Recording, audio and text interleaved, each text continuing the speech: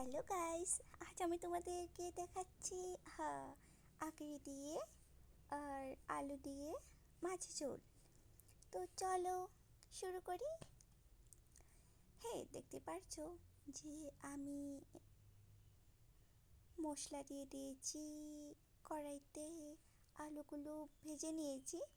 তো যাতে একটু ভাজি হয় এটা লক্ষ্য রাখলাম, আর একটু পুড়েও গেছে, দেখতেই পারছো আলুগুলো আর কি। তো ধনে জিরে দিয়ে দিচ্ছি,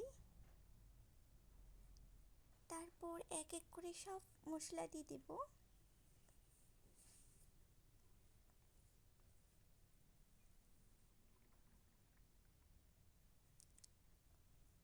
হুম, আসলে মশলাগুলো চামচের মধ্যে লেগে আছে, কারণ আমি দিতে চামচের মধ্যে পড়ে গেছে। তো আমি মরিচ একটু পরে দিয়েছি, কারণ দিয়েছি আগে অন্য মশলাগুলি দিয়ে দিলাম আর কি, এই জন্য।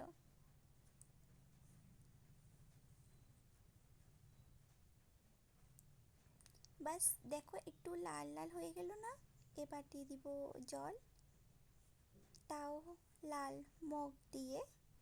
তো সব লাল কালারের। তো হ্যাঁ, দিয়ে দিলাম ঝোল, যাতে একটু সিদ্ধ হয় এটা লক্ষ্য রাখছি। কিছুক্ষণ পরে রান্নাটা হয়ে যাবে। তো এবার আমি মাছের টুকরোগুলো দিয়ে দিচ্ছি, লেজ আর একটা পিঠের টুকরো দুটো, আর একটা লেজের টুকরো, তিনটে টুকরো দিলাম।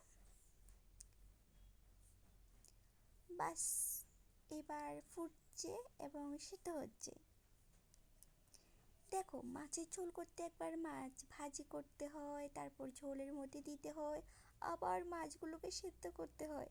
এটা হচ্ছে ভাজি সিদ্ধ।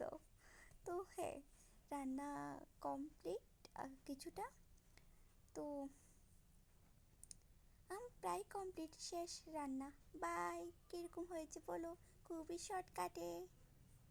এই দেখো।